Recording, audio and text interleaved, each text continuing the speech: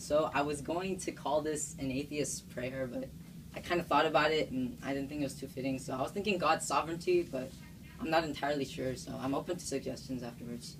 So anyways, there was a man somewhere out there who didn't believe in God, or rather he didn't want to. You see, this man, he was mad at God. He hated him and he felt he ought to, for according to this man, God wasn't doing his job right.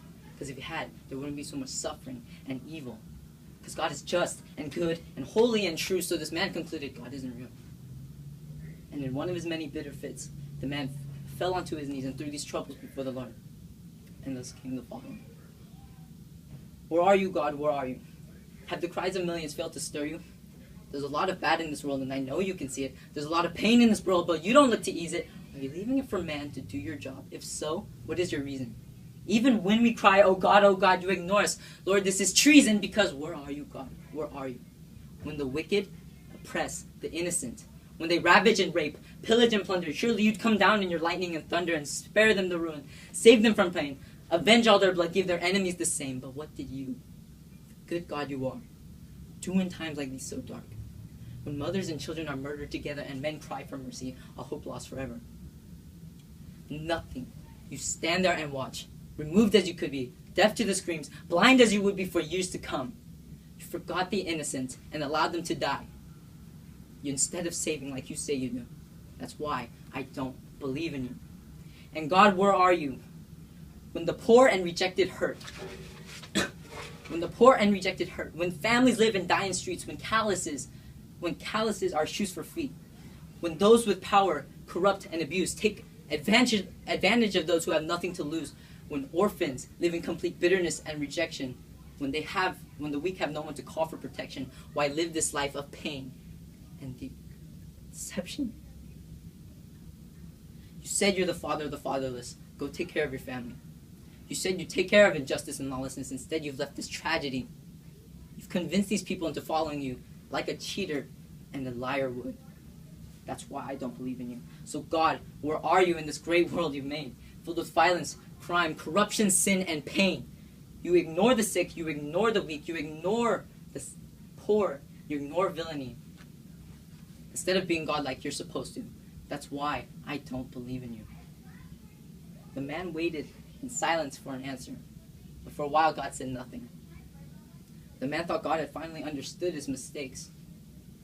Then God responded, I am the Lord, the supreme creator. Like thunder I spoke into existence all of nature. With my word, I set boundaries over the waters. I fashioned heavenly structures. To me belongs the highest honor, for I am the Lord, sovereign over all. From the names of the stars to the leaves and their fall, I rule the day and the night, the sun's direction and its length. I number the days of man and the years of his strength, so I am the Lord, exalted above everything. My ways are above man's ways, my thoughts above his thoughts. The question you should be asking is not why God allowed evil explicit. The real question, the controversy you should be looking to me for is this, that I am the Lord, Savior of man. But why did a sovereign and just God include in this plan for man to be saved? Those worthless of my mercy. They fell short of my law, deserve eternal suffering, but you see, I am the Lord, Redeemer of man. Redeemer of man, full of grace. I sent my only Son to suffer for this sinful human race, that they may not have to burn in separation from me, so that they can dwell in my presence, in my glory for eternity.